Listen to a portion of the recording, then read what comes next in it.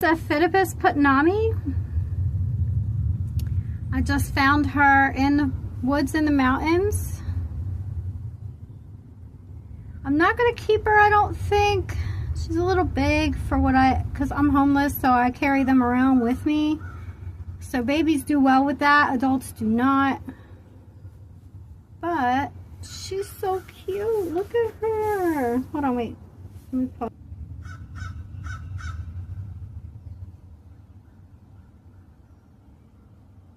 Hi.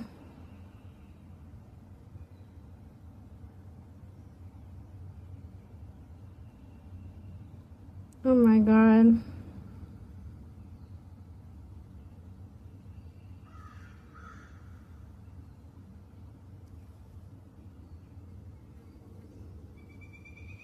So yeah, she's a good size. Come on.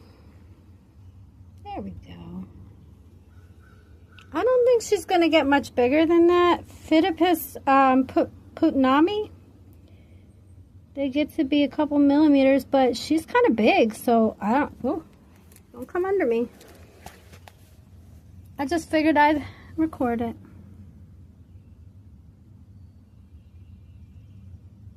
She's super curious, and look how she blends in. Okay.